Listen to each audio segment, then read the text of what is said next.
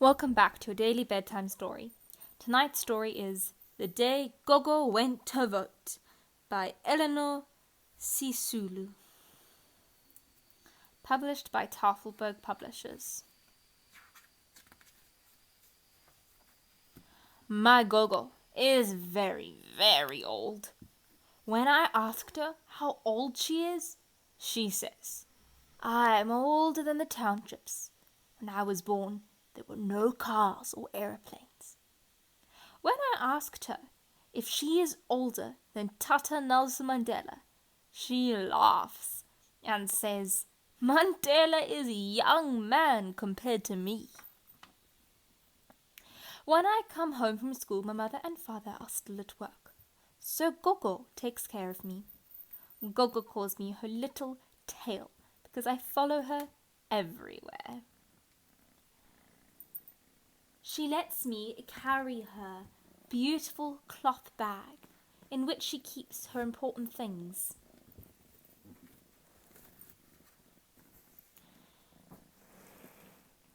Sometimes she tells me to open it, and I find sweets inside. When my front teeth fell out, she put them in the bag. The next morning she told me to look inside. My teeth had disappeared. Instead, there were 2 rand coins inside. I took the money and bought a new pair of pink earrings. Because she was born in the olden days, Gogo knows a lot of things that happened long ago. She tells me many stories that her Gogo told her about how our ancestors lived before the white people came. She also tells me about the place where our family came from and how we all relate to each other. One day, my father and mother came home very excited because all the main political parties had agreed to the election dates for the new government. Father explained that April 26th, 1994 would be a special voting day for old people and those who were very sick. Everyone else would vote on April 27th and 28th. Those 2 days would be holidays and people would not have to go to work. Good. I will vote with the other old people on April 26th, announced Gogo. We were all shocked when Gogo said this, because she never goes out of the yard. The last time Gogo went out, it was a long time ago, even before I started school. It was when my father took her to the pensions office. When they came back, Gogo was very sick, and father was very angry. And he had told mother how they'd had to stand in a long line of people for many hours, and the man at the office had shouted at Gogo. When she heard the story, mother cried. They should not treat our elders like this, she said.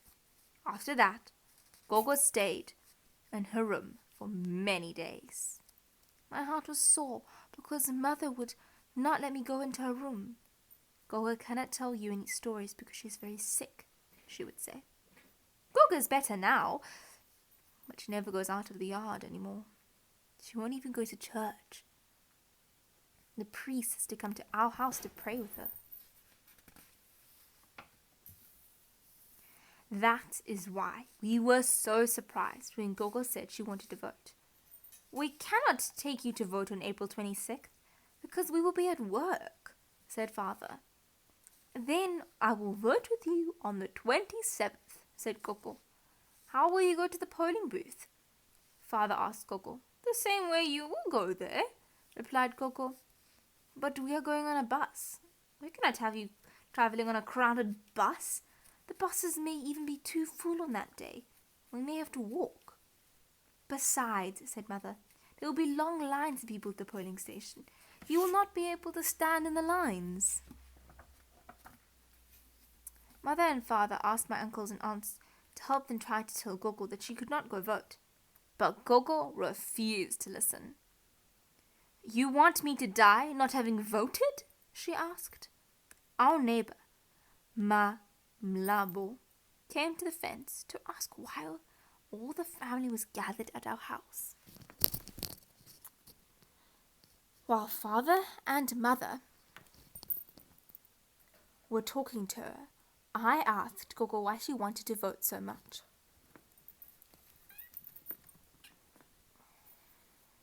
I was worried something bad would happen, like the time she went to the pension office. Gogo told me, Tembi, black people in South Africa have fought for many years for the right to vote. This is the first time we have a chance to vote for our own leaders, and it might be my last. That is why I must vote. No matter how many miles I have to walk, no matter how long I have to stand in a line. Mamlambo told her uncle, Mr. Ramushu, a rich man who owned many shops in the townships, about Gogo. Mr. Ramushu sent a message to father saying that he would send his own car and driver to take Gogo to vote. I asked Mama and father if I could come along. At first they said I was too little, but Gogo told them that I must be there to help carry her blue bag. Soon it was time for the elections. The night before we were all so excited we couldn't sleep. Early on the morning of April 27th, we dressed in our best clothes. We were waiting eagerly when Mr. Ramushu's big, shiny car stopped in front of our small house. As we helped Gogo go to the car, all our neighbors came out onto the street. They were all cheering. The driver opened the car door for us. My friend shouted, "Look at Tembi in a Benz!" I pretended not to see them. I looked straight in front. I was going to help Gogo to vote. I had no time to laugh and to talk to them. There were many people lined up to vote at the polling booth. The crowd had to move to let the car go through. Mr. Ramushu had told the voting people about Gogo, so they were waiting for her. They said she should not stand in the line. A woman called the presiding officer guided us into the voting office. Gogo showed her identity book to the voting officers. They then put Gogo's hand under a machine.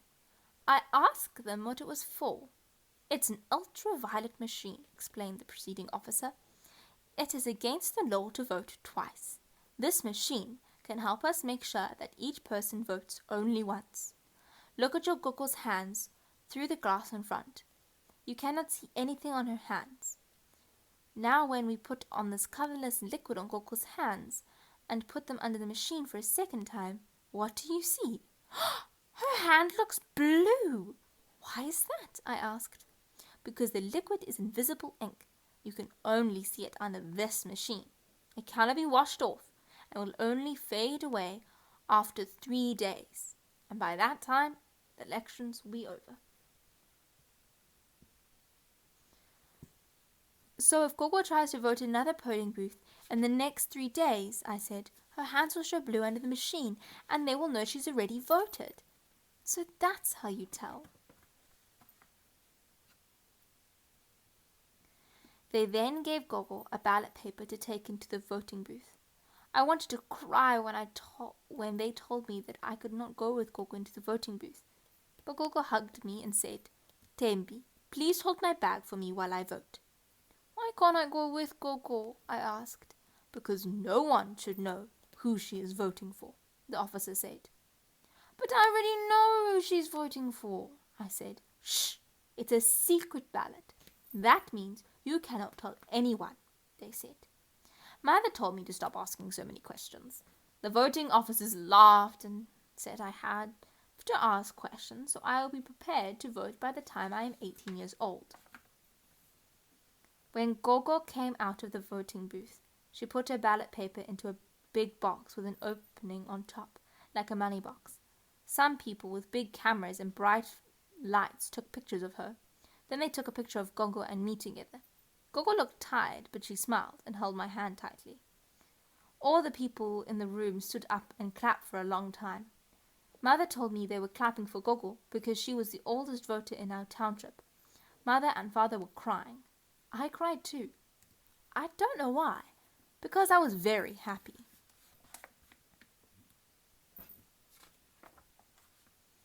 The next day there was a picture of Gogo and me in the newspaper.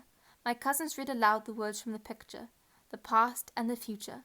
100-year-old voter, Mrs. Mokoena, accomplished by the 6-year-old great-granddaughter, Tembi. We felt very proud and important. The whole township celebrated after the elections. When Mr. Nelson Mandela became president of the country, people danced and sang in the streets all day and night. There were many parties. We all enjoyed ourselves. But for me, the best day was when Gogo went to vote. The end.